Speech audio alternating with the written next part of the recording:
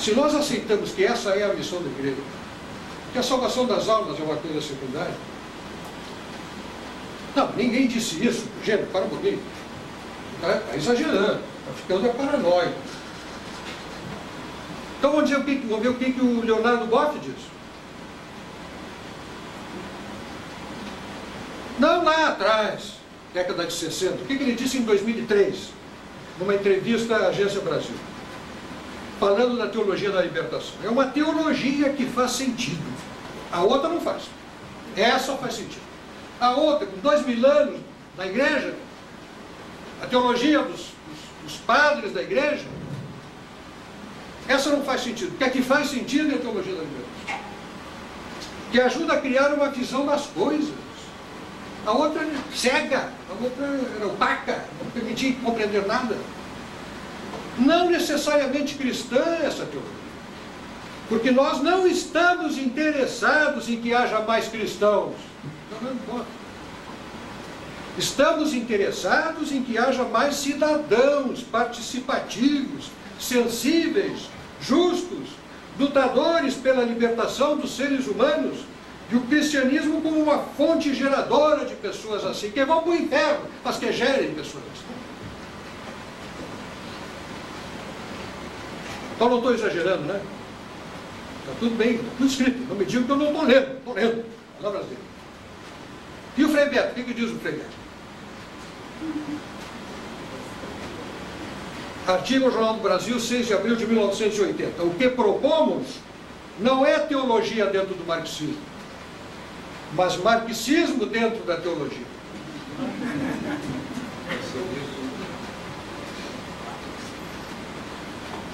Então vamos deixar de novo. Agora eu fico pensando, se missão da igreja essencial é resolver o problema do pobre, o que a igreja tem para fazer na Suíça? Ou se, como dizem os teólogos da libertação, agora nós temos uma teologia que faz sentido. Então, a pregação de Cristo foi absolutamente inútil para qualquer das missões da igreja e a ação da igreja também ao longo de 2000 anos, que nós tivemos que esperar que aparecesse o seu Marcos para nos dizer como ler o Evangelho. Cristo ressuscitou, o Espírito Santo veio, mas foi tudo em vão, porque ele encarnou mesmo, o Espírito Santo. Quando Marcos escreveu, ali foi a segunda vida do Espírito Santo. Minha cabeça. E isso ilumina a ação de muitos organismos ligados à nossa CNBB. Então, durante 20 séculos, para eles, a igreja foi uma superestrutura, um instrumento de dominação, que precisava ser reformulada para compreender adequadamente a sua missão e se colocar a serviço dessa missão, que é de natureza revolucionária dentro da sociedade. Então, de superestrutura, vira aquilo que em política se chama de aparelho. E em muitos casos, virou mesmo. Virou aparelho. Como viraram as sedes. E também não me digam que não é assim, porque eu participei, quando o Dr. Cláudio Poli era arcebispo de Porto Alegre, de várias reuniões. Naquele tempo o Partido dos Trabalhadores estava na oposição, e eu ia aquelas reuniões, eram lá na igreja da Pompeia, vários grupos trabalhando, uma missa começava de manhã e terminava de tarde, nós pedimos perdão pelos padres do mundo inteiro, menos pelas nossas próprias culpas. E nas mesas só se tratava de Lula presidente. Lula na época estava na oposição. Era disso que se tratava. Aparelho.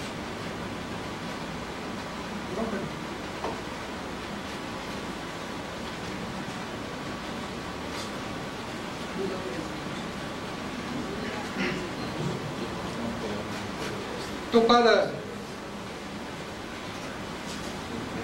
ou seja, o episódio da campanha da fraternidade é um episódio de agora, mas há um problema muito maior, bem mais antigo, que vem acontecendo com uma série de problemas vultosos problemas. Vou pegar, lembra da campanha do ano passado? Quem é que lembra qual foi a campanha do ano passado? Não. Era sobre a violência. Violência e criminalidade. Violência e criminalidade. O texto base, o texto base é assim, ó, se pegar lá, provavelmente ia ser de um bispo. E o resto foi feito pelos assessores. Talvez sejam os mesmos de sempre, não sei. Mas são todos afinados pelo mesmo diapasão. O texto começa dizendo que a violência chegou no Brasil com os portugueses.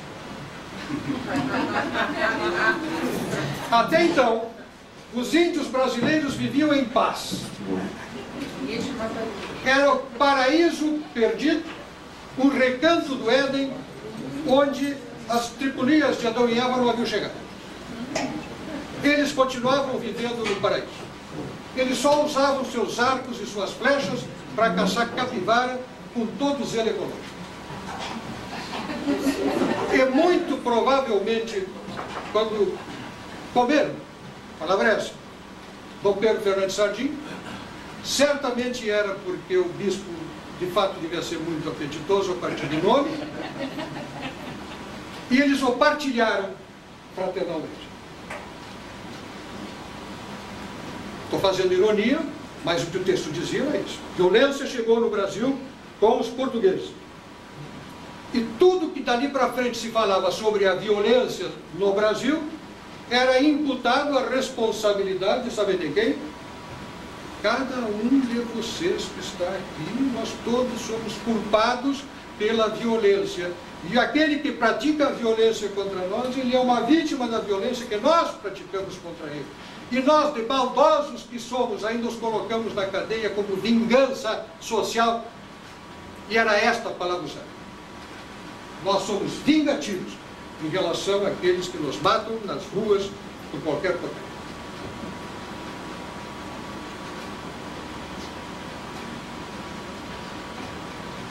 Deles não se poderia exigir nenhuma outra conduta em virtude da sua condição.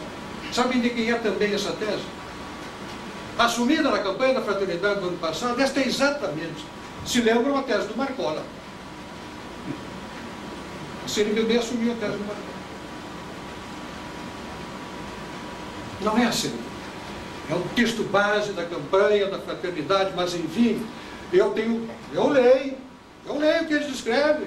O que eu vou fazer? Eu não fico com o lema e o tema da campanha, eu vou procurar o documento, porque esse é o documento que vai para os padres, que vai para os bispos, que vai orientar os sermões, as ideias, que vai para os grupos de reflexão, as comunidades. É o documento. 80 páginas, lindo. E a outra também. É cheio de erro. Mais adiante vão ser explicitados outros erros, outros equívocos, outras falhas. Mas eu quero apenas mostrar que não se trata desta campanha da Fraternidade. Tem alguma coisa que precisa ser repensada nessa campanha. E termino retomando aquela frase inicial. Empresas sérias são mais zelosas com o uso que fazem da sua marca. Lamentavelmente, do seu nome e da sua imagem, do que a CNBB, o peso e a importância que tem para a Igreja no Brasil. Muito obrigado.